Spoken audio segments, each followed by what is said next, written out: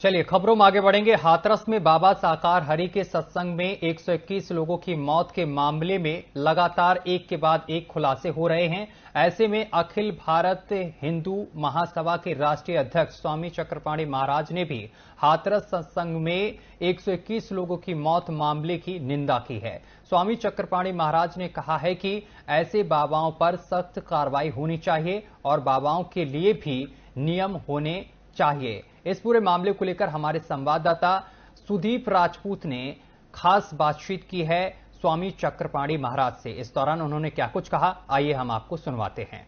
बीते 2 जुलाई को जिस तरीके से आप देखेंगे हाथरस में नारायण स्वामी हरि के सत्संग चल रहा था और सत्संग में जब भगदड़ मचती है तो 121 लोगों की मौत हो जाती है। उसके बाद तब से अब तक आप देखेंगे तो जो कथा के आयोजक करता थे मात्र एफआईआर उनके ऊपर होता है, जो भोले बाबा हैं उनके ऊपर कोई एफआईआर नहीं होता है।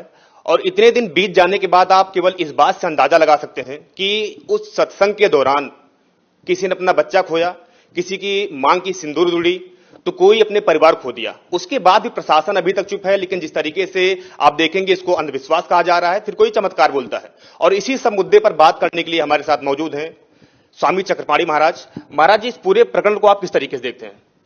नहीं, पूरी प्रकरण बड़ा ही दुर्भाग्यपूर्ण है और यह घटना अपने आप में बहुत कुछ कहता है। और इसमें जो हमने दोषी देखा है, मूल विषय यह है कि इतनी बड़ी घटना हुई जिसमें करीबन 150 लोगों की जो है अपने प्राण छोड़ दिए, उसके बाद और काफ़ी लोग घायल हैं। और उस पर जिस प्रकार से एक महिला का बयान पेपर में पढ़ा था कि उसने ये कहा कि 2.5 घंटे बाद भी हमें कोई सुविधा नहीं थी, हम चिल्लाते रहे और हमारे परिजनों के 100 बिखरे पड़े थे। इसी तरह हॉस्पिटल में ही हाल थे, वहाँ पर लाशों के ढेर पड़े हुए हैं, कोई डॉक्टर की व्यवस्था नहीं, कोई सीएमओ की नहीं। दूसरी बात यह है कि देखिए वहाँ पे परमिशन उन्होंने दिया था स्थानीय प्रशासन ने, लेकिन परमिशन क्या दे करके और इतिश्री कर लेना ही काफ़ी होता है क्या? परमिशन जब आप देते हैं 80,000 का दे रहे हैं तो आप उसी तरह अब अच्छा दूसरी एजेंसियां भी वहाँ होती है। अगर ज़्यादा लोग आते हैं तो जो LIU है चाहे और भी एजेंसियां किसी भी छोटे से छोटे कार्यक्रम की पूरी रूपरेखा बनाती है, वो तैयार करती है कि कितने लोग आएंगे और उसी अनुसार चिकित्सा से लेके दमकल विभाग से लेकर के हर वो जो प्राकृतिक आपदा कोई आ जाए तो इसके लिए सब व्यवस्था होती है। लेकिन पूरी ऐसा लगता है कि हाथरस की पूरी शासन व्यवस्था की एक तरह से कलई खुल गई। दूसरी बात, अब रही बाबा की बात, बाबा जी का कोई भी एक परिवार में भी एक मुखिया होता है, अगर उस परिवार का कोई सदस्य का कोई अप्रिय घटना हो जाता है, दुर्घटना हो जाता है, तो सब कार्य छोड़ करके वो चिकित्सा से लेकर के वो हर उस पर ध्यान रखता है कि उसको अच्छी चिकित्सा मिले, सभी प्रकार के चीजों को करता है, प्रयास करता है।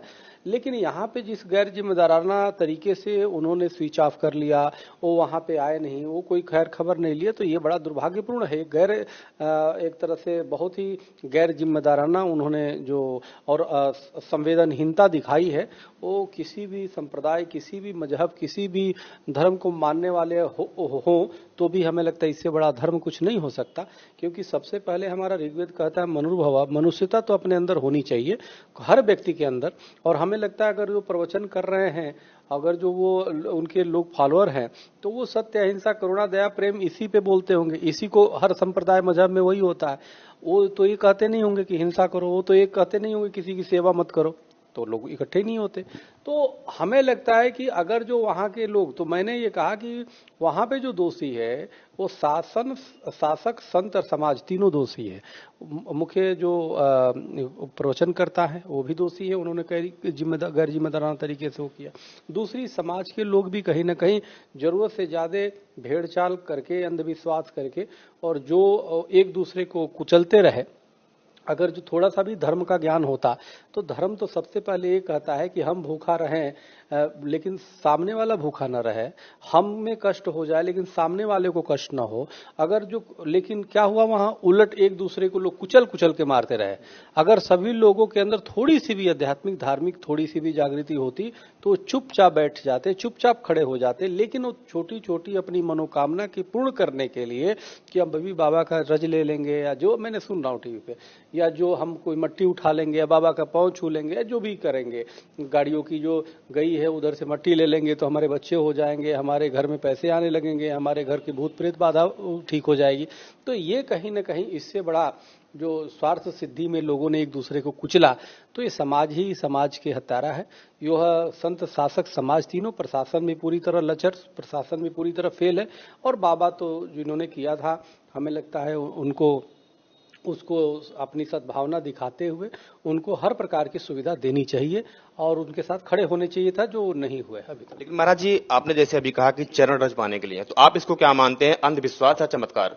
क्योंकि आपने ये भी कहा कि लगभग 80,000 लोगों की अनुमति दी गई थी, लेकिन जो प्रशासन वहां को ये बताता है कि 80,000 बताया गया था, लेकिन फिर भी जो ट्रैफिक नियम थे उनसे कोई नियम फॉलो नहीं किया गया, 2.5 लाख के ऊपर भीड़ आ गई। और महाराज जी के चरण रज पाने के लिए जो भीड़ टूटी है, तो उसके आगे महाराज एक गाड़ी निकलती है, लेकिन महाराज जी उसके 2 दिन बाद ये बयान देते हैं कि अपना शोक संवेदना व्यक्त करते हैं वो। उसके पहले आप देखेंगे जो उनके वकील थे एपी सिंह का कहना साफ तौर से था कि महाराज जी सोशल मीडिया पूरी तरह दूर है, न उनके पास मोबाइल है, न उनके पास फोन है, न टेलीविजन देखते वो। नहीं, देखिए वो उनका क्या देखते हैं क्या नहीं देखते हैं, लेकिन इतना वो देखते नहीं है। इतना तो जो ज्ञानी है, इतना जब वो तत्वदर्शी हैं, तो उतना तो पता ही हो जाता है कि हमारे शिष्य कष्ट में है। तो और दूसरी बात, उनके लोग तो हैं, सामाजिक प्राणी तो हैं, तभी तो समाज में बैठ करके शिष्य बना रहे हैं, नहीं तो कौन बनाता। तो ये कोई बात नहीं हुई, लेकिन इतना जरूर मैं कहना चाहता हूं कि इसमें जो आप बोल रहे हैं कि अंधभक्ति है या श्रद्धा है, देखो श्रद्धा तो अपने आप में अंधभक्ति होती है। श्रद्धा जब है तो श्रद्धा है।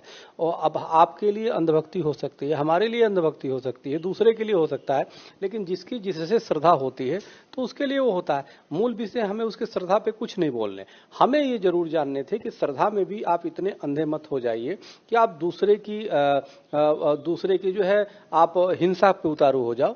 श्रद्धा यही कहती है कि श्रद्धा हमेशा त्याग, तपस्या, करुणा, दया, प्रेम ये सिखाती है। आपको श्रद्धा ये नहीं सिखाती कि आप अपने किसी चीज को प्राप्ति करने के लिए हम दूसरे को मार दें, हम दूसरे को वो कर दें, ऐसा नहीं है। श्रद्धा तो हमेशा से जो है लोगों के अंदर त्याग भरती है, लोगों के अंदर संस्कार देती है। तो इसलिए मेरा ये मानना है कि यह इस तरह से जो लकीर के फकीर होकर के और लोग अपनी निजी स्वार्थ में इस तरह से हुआ, ये बहुत ही दुर्भाग्यपूर्ण है। मैं परमात्मा से जितने भी लोगों ने प्राण गंवाए हैं उनके आत्मा की शांति के लिए मैं परमात्मा से प्रार्थना करता हूँ, हे परमात्मा उनके अपने चरणों में स्थान दे, उन आत्माओं को शांति प्रदान हो और उनके स्वजनों को जल्द से जल्द जो है इससे उबरने की शक्ति परमात्मा प्रदान करे, और जो भी उसमें घायल हैं वो जल्द से जल्द स्वस्थ हों, यही हमारी मंगल कामना है। और उनके धर्मगुरु जो थे बाबा सूरजपाल जी या नारायण साकार हरि, तो हमें लगता है अब तक तो उनको पता चल ही गया होगा, मोबाइल या सोशल मीडिया नहीं रखते हैं तो भी, तो हमें लगता है अभी भी समय है उनको आगे बढ़ करके और उनको अपनी जिम्मेदारी लेनी चाहिए। जी महाराज जी, लेकिन महाराज जी जिस तरीके से वो प्रवचन कहते हैं, सत्संग कहते हैं, साधु का जो नियम होता है कि जैसे वो अचला पहने या कुछ और पहने, लेकिन महाराज जी आप उनको देखेंगे तो हर कथा में हर तरीके के चश्मे पहनते हैं, वो व्हाइट कलर के कपड़े पहनते हैं, वो व्हाइट शूज पहनते हैं, वो उसके बाद वो जो प्रवचन देते हैं, लेकिन जो जनता है वो खुद ही इतनी लालायित हो जाती है कि उनकी चरण रज पाना चाहती है वो। अभी आप देखेंगे यूपी के पूर्व डीजीपी रहे विक्रम सिंह ने साफ तौर से कहा कि अपने आप बताते मैं पहली सिपाही था, लेकिन सन 2000 में इनके ऊपर यौन शोषण का केस लागू हुआ, इनके ऊपर दर्ज किया गया। उसके बाद इनका कोई बच्चा नहीं था, इन्होंने एक बच्ची को गोद लिया, उस बच्ची को हार्ट अटैक हुआ, तो जो उनके सेवादार थे उन्होंने कहा बाबा आएंगे ठीक करेंगे। शमशान घाट उसको ले जाया गया पास के आगरा में, वहां पर भी उन्होंने कहा बाबा आएंगे ठीक करेंगे। फिर पुलिस प्रशासन वहां आती है, वो लाठीचार्ज करती है, फिर बाद में होता है। अगर वो अपने आप को नहीं बचा सके, मतलब इनके ऐसे कई किस्से हैं कि अपने पानी से मार छीटा ठीक कर देंगे, चलरा से ठीक कर देंगे, इस पर क्या कहेंगे आप? देखिए ऐसा है, लोगों की आस्था होती है और लोग अपने, हमारे यहाँ देखो ये तो हमारे यहाँ पराविज्ञान है और निश्चित रूप से संतों का आशीर्वाद, संतों की कृपा, जो उस पे भगवान की कृपा, जो उस पे विश्वास करता है तो उसी अनुसार उसको फल मिलता है, उसको लाभ मिलता है, उसको लाभ की अनुभूति होती है। तो यह सब कुछ चीजें एक विज्ञान है। अब उसमें कोई धर्म को धंधा नहीं बनानी चाहिए, लेकिन बाकी जो आप यह कह रहे हैं कि ये अचला नहीं पहनते थे, पहनते, देखो कोई भी आध्यात्मिक व्यक्ति के लिए जरूरी नहीं ड्रेस कोड माने वो ठीक है, वो शाकाहारी यदि हैं, अगर जो किसी प्रकार का लोगों के शाकाहार, लोगों के शराब, मांस, मदिरा ये छोड़वा रहे हैं, लोगों के जीवन में परिवर्तन कर रहे हैं, वो चाहे वो खुद जूता चप्पल पहन के बैठे हो, पैंट शर्ट पहने, उससे कोई मतलब नहीं होता। आप वो अपने को तो सनातनी भी हमें लगता नहीं कहीं वो किया, उन्होंने अगर कहते कि इस संगठन के हम हैं तो माना जाता था कि ये भाई फर्जी है। फर्जी की कोई परिभाषा रही नहीं, मैं आपको बता रहा हूँ। तो इसलिए ये मेरा बड़ी स्पष्ट मानना है कि एक तो आपराधिक रिकॉर्ड हर जो धर्मगुरु है उन सबको अपनी बैक का जो भी इतिहास है उसको जरूर देना चाहिए। एक पोर्टल बनाना चाहिए सरकार को, उसमें जैसे राजनेताओं को शपथ उसमें एफिडेविट दे के दिया जाता है कि वो उसको वो अपना क्राइम रिकॉर्ड दे, उसको कितने आय व्यय हैं वो दे। उसी प्रकार हर संप्रदाय मजहब का, मैं सिर्फ सनातनी नहीं, जो इस्लाम को मानने वाले उनको भी, ईसाइयों को, जो भी सार्वजनिक जीवन में है, उनको ये कर्तव्य बनता है कि सार्वजनिक रूप से अपनी जो आपराधिक रिकॉर्ड है, अपनी जो आय व्यय है, अगर जो भी है उसको सार्वजनिक पोर्टल पे डाले जाना चाहिए। और उस आपने कैसे अध्यात्म जीवन में आप आए उसको भी डालना चाहिए, क्योंकि परमात्मा की प्राप्ति के 3 माध्यम हैं। ज्ञान या तो ज्ञान से होता है, या तो भक्ति से होता है, तो वैराग्य से हो जाता है कि ब्रह्म सत्यम जगन मिथ्या, जगत छोड़ करके वो परमात्मा के लिए लीन होता है। तो हमें लगता है कि उसको भी डालना चाहिए कि हम कैसे प्रभावित होकर अध्यात्म में आए, तो इससे एक सुचिता आएगा। तो हम तो धर्मगुरुओं को अपील कर रहे हैं, चाहे किसी भी मान्यता को मानने वाले हों, चाहे सनातनी हो, चाहे गैर सनातनी हो, वो सभी लोग एक पोर्टल पे अपनी जीवन की वो डालें, अपनी पृष्ठभूमि, अगर आपराधिक पृष्ठभूमि हो वो भी डालें। अब रही बात, आपने कहा कि वो लड़की छेड़े थे, और अभी आप बताएं कि एक बच्ची उनकी मर गई जो भी, तो वो विषय है। मूल विषय ये है कि जैसे उनपे कई FIR के मामले आ रहे हैं, तो उस FIR के मामले में हम आप तो कार्रवाई करेंगे नहीं, उस पर तो स्थानीय प्रशासन करना होगा। आखिर इसी समय क्यों बात उभर रही, 2000 की बात है। तो कहीं ना कहीं प्रशासन भी अपनी गलतियों को, खामियों को लिपापोती करने के लिए दूसरे पर डाल देती है। आप ये बताइए कि बड़े बड़े नेताओं के कार्यक्रम होते हैं, उसमें भी कई बार वो हो जाता है। तो इस तरह की घटनाएं किसी के साथ हो सकती है। हम एक जो घटना हुआ इसका हम विरोधी हैं कि घटना इस तरह की नहीं, अप्रिय घटना होना चाहिए। हम बाबा को नहीं, बिल्कुल नहीं जानते, हम वहाँ के लोगों को नहीं जानते, लेकिन फिर भी हमारी संवेदना वो जो घायल हैं, जो मर गए, उनके साथ हमारी है। तो और हर व्यक्ति को होनी चाहिए। दोबारा इस तरह की किसी के साथ पुनरावृत्ति न हो, इसके लिए जरूरी है कि हम ठोस कदम उठाएं, ठोस हो करें। और जो प्रश्न उठ रहा है बार बार बाबाओं पे, तो आप देखो ना, नेताओं के सभाओं में भी हो जाते हैं, बमकांड हो जाते हैं, मारे जाते हैं, तो नेताओं पे तो FIR नहीं होता, नेताओं की संलिप्तता नहीं मानी जाती। तो आप एक बाबा को चैनल भी खूब चला रहा है, जम के चला रहा है। तो ये देखने वाली बातें हैं भाई, कहीं पे निगाह है, कहीं पे निशाना मत करो। आप गंदगी तो सफाई करते नहीं, मच्छर मारने की दवा छिड़क रहे हो। हमें गंदगी को सफाई करना होगा। सरकार को एक ऐसी व्यवस्था बनानी होगी कि आध्यात्मिक जगत में जो भी आए, सुचिता वाले व्यक्ति आए, ऐसे आए जो वास्तव में समाज को कुछ दे रहा है। और समाज को भी जागरूक होना पड़ेगा। हम आस्था के विरोधी बिल्कुल नहीं है। तो किसी में किसी की आस्था हो सकती है। कोई माता पिता को भगवान मानता है, मानो, कोई बात नहीं। कोई अपने गुरु को भगवान मानता है, वो मानो। कोई अपने पति को मानता है, कोई पत्नी अपने पत्नी को मानती है, प्रेमी प्रेमिका को मानता है। वो गाना भी है ना, तुझ में रब दिखता है यारा, मैं क्या करूं। अब क्या करोगे, सर फोड़ोगे उसका। तो ये अपनी अपनी देखने के दृष्टिकोण है। जाकी रही भावना जैसी, हरि मूरत देखी तिन तैसी।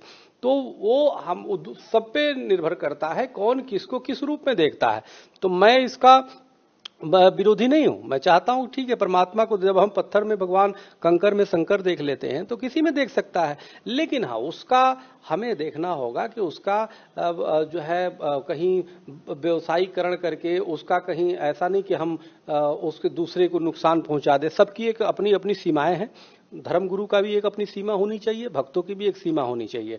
सीमा का मतलब कि अपने अपेक्षा किसी दूसरे को जब परेशानी होती है तो वहां पे कानून आ जाता है। अगर जो ये लोग जाते वहां प्रसाद लेते, चरणामृत लेते, अगर जो उनके पैर की मट्टी का भी अगर ले रहे हैं तो बुरा नहीं है। कोई कितने भक्त आते हैं, किससे आते हैं भाई। टीचर की बच्चे जो है आदर्श मानता है, उसका पैर छूता है। पत्रकारों में भी सीनियर पत्रकार है तो जूनियर पत्रकार उसको मानता है कि आप तो मेरे इस पत्रकारिता के क्षेत्र में आप मेरे आदर्श हो, आप मेरे भगवान हो, तो वो मानते हैं। तो मेरे कहने का मतलब यह है कि कोई किसी को मान सकता है, आदर्श मान सकता है, उसमें कोई नहीं।